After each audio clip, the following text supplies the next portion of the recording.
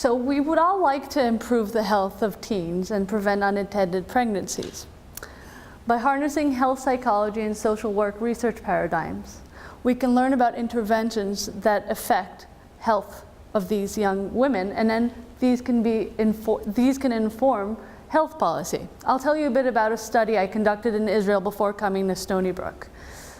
You should know, just as a background, that in Israel, teen abortions are very accessible. They're lawful, they don't require parental notification or consent, and they're free.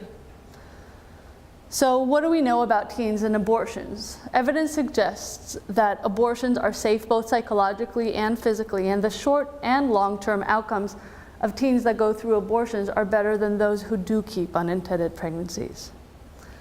We also know that teens are not really good with health behavior sometimes.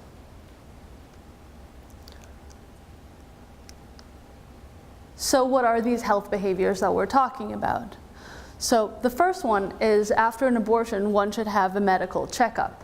This is especially important following a medical or chemical abortion, the ones with the pills, because these type of abortions have a not very marginal failure rate.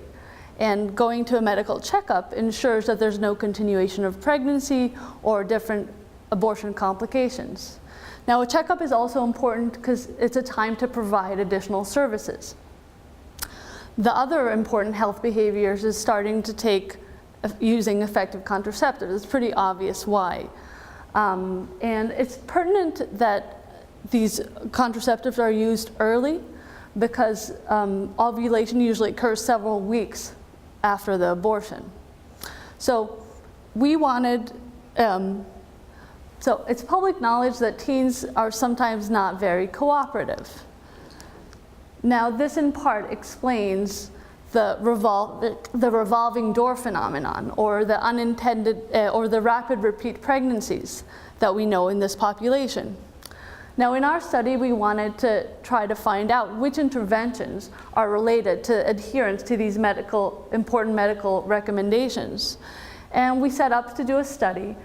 We recruited 177 adolescent girls in 10 hospitals in Israel, and we interviewed them in person before the abortion and again on the phone 1 month and 2 months after the abortion. And unfortunately, we did confirm that the health behaviors of this population were not very good. You can see that 1 month after the abortion, around more than half of them had not yet been to a checkup. And by 2 months after the abortion, close to a third had not been to a checkup. This means that there was a not negligible number of teens that were at risk for developing untreated abortion complications. When it comes to using contraceptives, we can see that a month after the abortion, 70% were not using effective contraceptives. And 2 months after the abortion, about more than half of them were not using contraceptives. Well, although this is better than the pre-abortion rates of contraceptive use, it's still not very sufficient for this group of young women who are sexually active.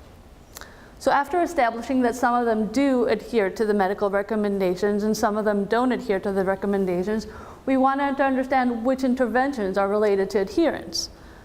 And we found out that there's quite a few interventions that are related to adherence. You can see over there that when it comes to the likelihood of arriving at checkup, having a longer duration of pre-abortion consultation with a social worker, having one's parents with her at the abortion, and having the medical checkup at the same facility where the abortion took place, all of these uniquely contribute to actually arriving at checkup. And these are very big numbers too. So for example, having a longer duration of consultation increases the likelihood of arriving at checkup by more than 3.5 times.